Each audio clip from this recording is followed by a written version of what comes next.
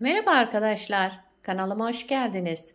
Bugünkü modelimizi bu güzel ipimizle çıkartacağız. Şöyle orta kalınlıkta bir ip kullanacağım bugünkü modeli çıkartırken. Kullanacağım şiş ipime uygun 3,5 numara. Modelimiz oldukça güzel ve kolay bir model. Kabartmalı, şöyle gösterişli bir model. İnşallah siz de beğenir, benimle yaparsınız. Dilerseniz yapım aşamalarına geçelim. İlmeklerimizi çıkartarak başlayalım.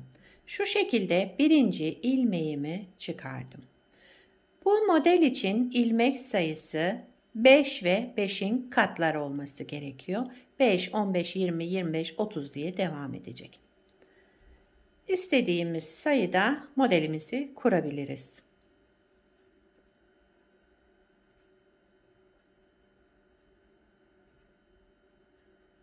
Şöyle ben küçük bir anlatım yapacağım. Yani 20 ilmek benim için yeterli modelimi kurmaya. Şu şekilde hemen sayalım. 1, 2, 3, 4, 5, 6, 7, 8, 9, 10, 11, 12, 13, 14, 15, 16, 17, 18, 19, 20. Tam da şişimde 20 ilmeğim var. 20 ilmekle modelimi kurmaya başlıyorum. Lastiksiz başlayacağım ben. Onun için bir sıra zemin hazırlamak için bütün ilmeklerimi ters örüyorum. Lastik yapmadığım için örgümün ön yüzüne geçeceğim. Onun için bir sıra ters örüyorum. Ön yüzünde modelimizi kurmaya başlayabiliriz. Siz istediğiniz lastiğin üzerine bu modeli başlayabilirsiniz. Örgümüzün ön yüzünde başlayacağız. Şöyle.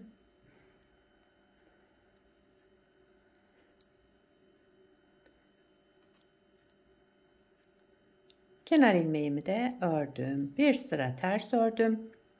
Örgümün ön yüzüne geçtim. Birinci sıramızı burada başlıyoruz. Modelin birinci sıra ön yüzündeyim. Kenar ilmeğimi örmeden aldım. Sıradaki 3 ilmeğimi ters örüyorum. 1, 2, 3. Kenar ilmeğinden sonra 3 ilmek ters ördüm. Sıradaki ikinci ilmeğimin, bakın bir değil, ikinci ilmeğin arka boşluğundan bir ilmek çıkardım, örmeden aldım.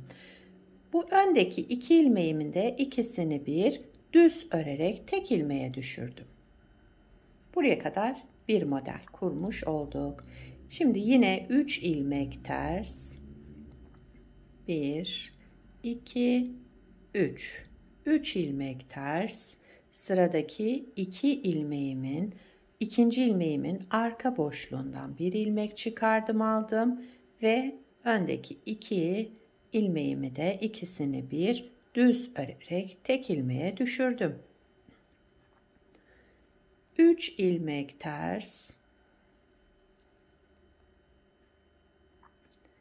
İkinci ilmeğimin arka boşluğundan bir ilmek çıkardım, örmeden aldım ve sıradaki 2 ilmeğimi de düz örerek tek ilmeğe düşürdüm.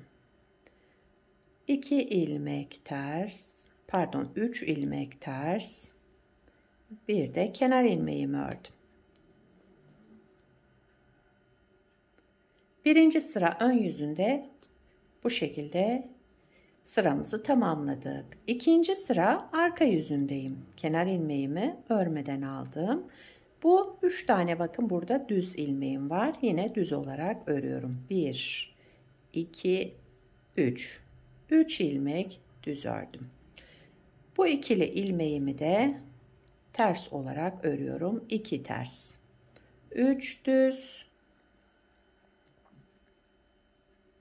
3 düz. 2 ters ilmek. 3 düz. 2 ters. 3 düz.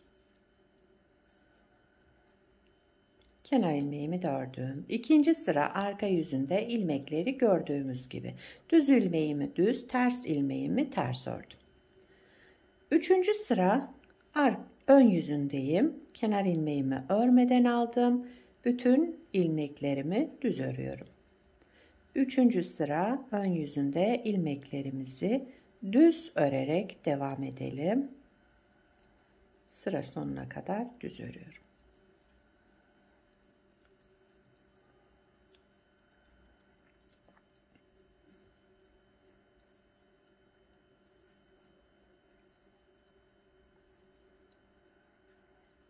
Kenar ilmeğimi de ördüm. Dördüncü sıra arka yüzündeyim. Kenar ilmeğimi örmeden aldım. Bütün ilmeklerimi ters örüyorum. Dördüncü sıra arka yüzünde ilmeklerimizi ters örerek devam edelim.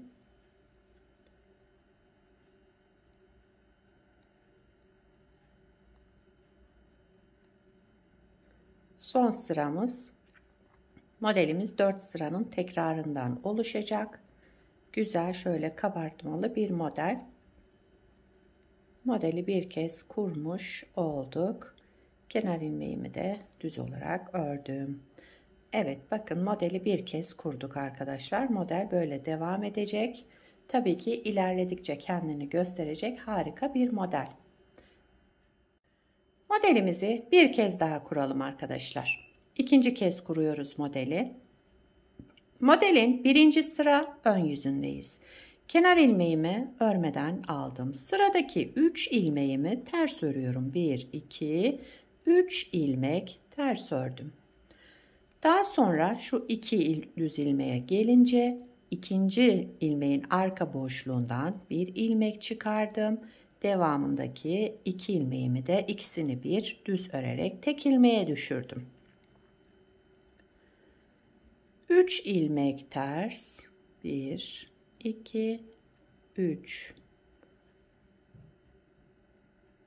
Burada bir ilmeği ters. Tamam, 3 ilmeği ters ördüm.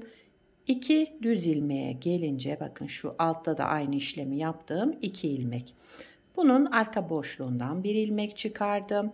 Sıradaki 2 ilmeğimi de düz örerek tek ilmeğe düşürdüm. Modelde kaydırma yok. Aynı ikinci model kurulumunda birinci modelde yaptığımız gibi aynısını yapıyorum arkadaşlar. Şöyle gösterdiğim gibi model böyle devam ediyor. Birinci sıra ön yüzünde bu işlemleri yaptım. 3 ters ilmekle bitirdim. Bir de kenar ilmeğimi ördüm. Sıramı tamamladım. İkinci sıra arka yüzüne geçtik modelin. İkinci sıra arka yüzünde ilmekleri gördüğümüz gibi. Kenar ilmeğimi örmeden aldım. 3 düz ilmeğim var. Düz olarak ördüm. 3 düz ilmek. 2 ters ilmek. 1, 2. Yani düzlerimizi düz, terslerimizi ters örerek ikinci sıra arka yüzünde sıramızı tamamlayalım.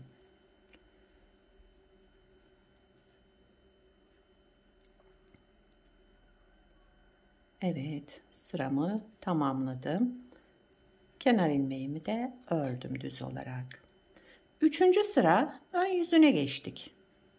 Şimdi şu aradaki düz olan sıramızı tamamlayacağız. Üçüncü sıra ön yüzünde ilmeklerimin hepsini düz olarak örüyorum.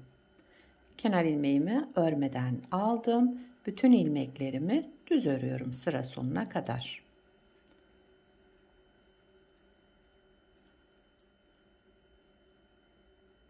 Gördüğünüz gibi model yapımı oldukça kolay.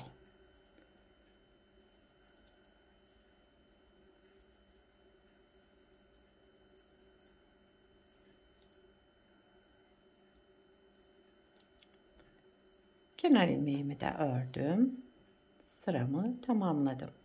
Dördüncü sıra arka yüzünde ilmeklerimi ters örüyorum. Kenar ilmeğimizi örmeden aldık. Sıra sonuna kadar ilmeklerimi ters örerek tamamlıyorum sıramı.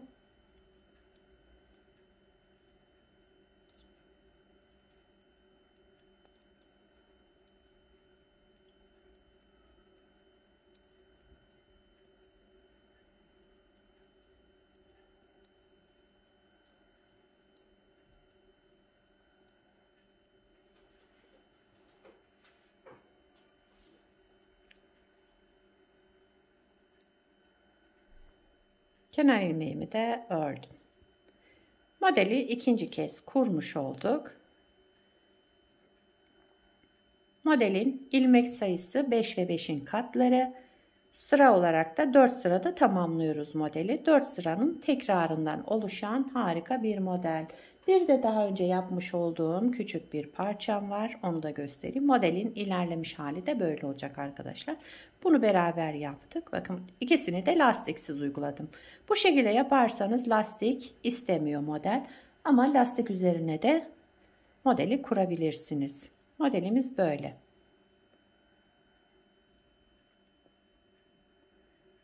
Modelin arka yüzü de şöyle göstereyim. Yakadan başlama örgülerinizde de şöyle bir görüntünüz olur.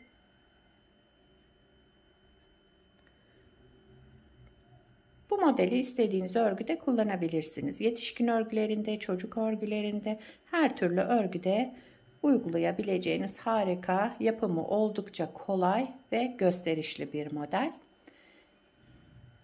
İnşallah siz de beğenir, benimle yaparsınız. Beni buraya kadar izlediyseniz arkadaşlar bir beğeni yapmayı, yorum yapmayı, beni desteklemeyi unutmayın.